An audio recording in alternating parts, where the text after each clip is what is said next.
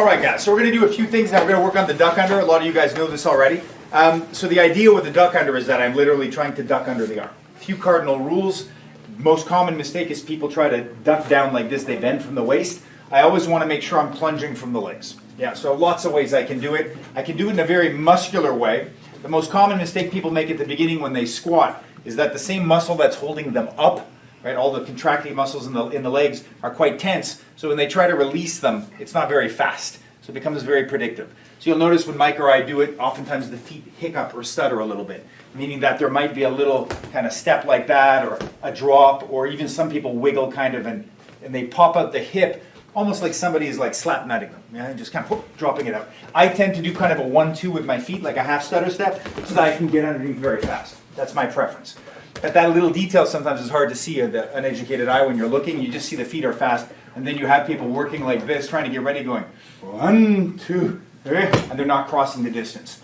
So play a little bit with your toes, and see that if I kind of go right-left, or even to an extent left-right, or even right or left, I just drop my foot. Now I'm recruiting the power and the speed of gravity, which is a lot faster than your antagonistic muscle.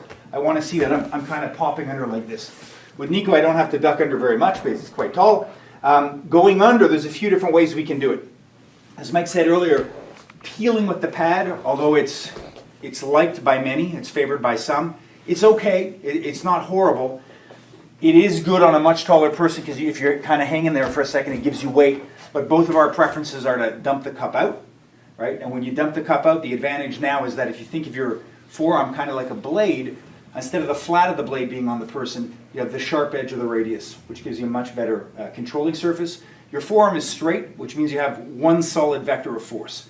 As soon as you start bending, it's okay for pulling, but as soon as you start to control in a circular way, you have force leaking out both of those angles. When I dump out my cup, especially if I get into vices or things like that, now I'm hooking into the shoulder, hooking into the bone, nice straight, good alignment, good power, nothing leaking out. So that's usually my preference. And the basic rule is that I'm going to dump it, and I'm going to scrape my head off my own wrist, like this, just right off. So when I'm in this position, go here, I'm ducking under, I'm coming to this position. What I want to see is that we're not bending, volunteering for a choke. What I want to see is that we're not trying to take some giant lunge step like that.